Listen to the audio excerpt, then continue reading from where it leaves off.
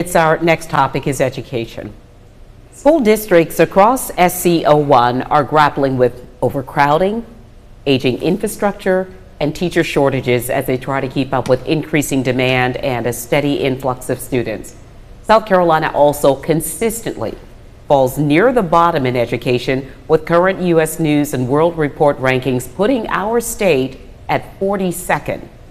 Mr. Moore, what can be done at the federal level to help meet the challenge school districts are facing while raising the bar in educational excellence? Well, you have 1 minute. Look, quickly, I would just say, again, I engage with this very personally. I've seen the benefit, what education can do. My wife, Carla, is a special education teacher in Berkeley County. Both my parents were teachers. 3 of my 4 grandparents were teachers. And of course, my great-great-grandfather wrote the legislation to create the public school system here in South Carolina.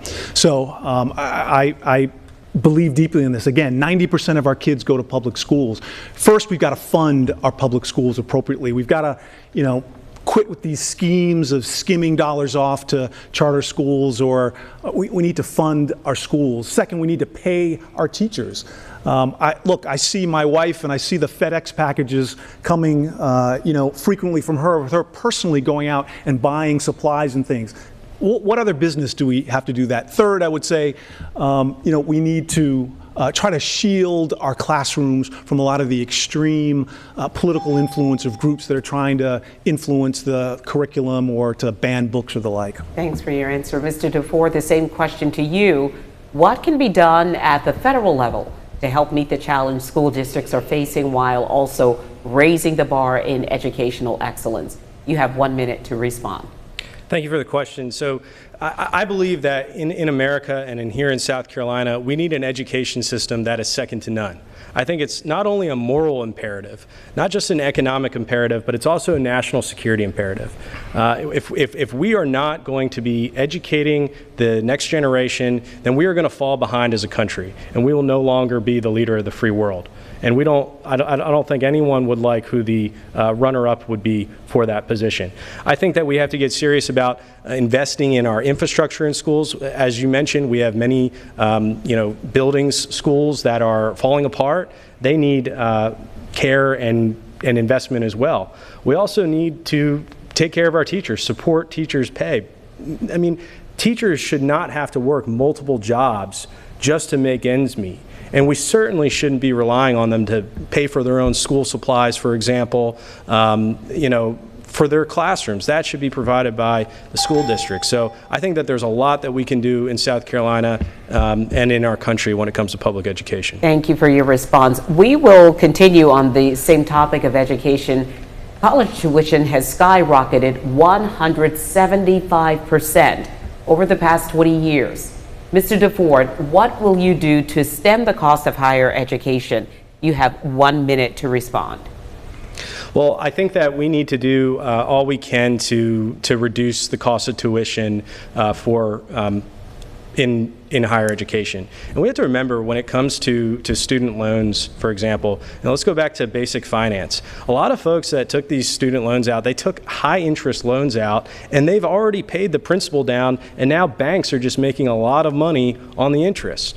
That is just crippling those people that have massive student loan debt, and that is not good for the economy, because then they are not as able to contribute to our economy. So I do believe that we have to look at improving access to higher education. I think that looking at ways to make, especially vocational training and junior college more accessible and affordable, but also in higher education, and I would say that I'll leave it at that. Thank you. Thank you, Mr. DeFore. Thanks for your response. Mr. Moore, the same question to you. What will you do to stem the cost of higher education in the future? You have 1 minute to respond.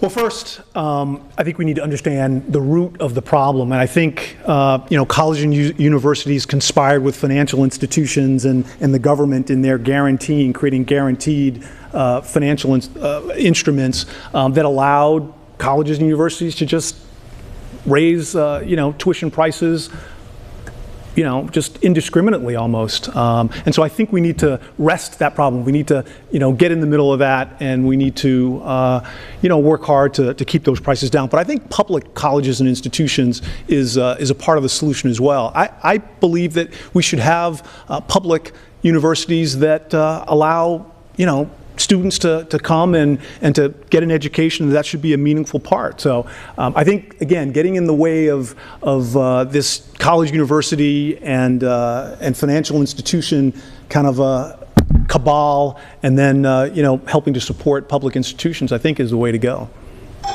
And I have a follow-up for you as well, Mr. Moore, on the issue of education. Do you support further forgiveness of student loan debt? And if so, how would you pay for it? You have 30 seconds to respond. Yeah, I absolutely support that. Look, depending on how you account for it, sometimes up to 90% of the total revenue that comes into the U.S. Treasury coffers comes from you and me, comes from American citizens as opposed to from corporations. And if we are okay with giving billions and billions of dollars to corporate America, we give, for example, a minimum of $20 billion a year to the oil and gas industry, I think it's appropriate on occasion to find those important things that people should get a return on their investment. I think this is one of those. Thanks for your response. Mr. DeFore, the same question to you. Do you support further forgiveness of student loan debt? And if you do, how would you pay for it? You have 30 seconds to respond. I do. As I mentioned earlier, I think you have to look at who is in need the most of student loan forgiveness. Especially people that are in occupations that perhaps don't pay as much. They are the ones who need that. Those are your public servants. Those are your teachers, your healthcare workers. Those are the people who would benefit greatly from this. And as I said earlier, if they are able to contribute to the economy more, because they're not crippled with student loan debt, then that just increases revenue for the United States.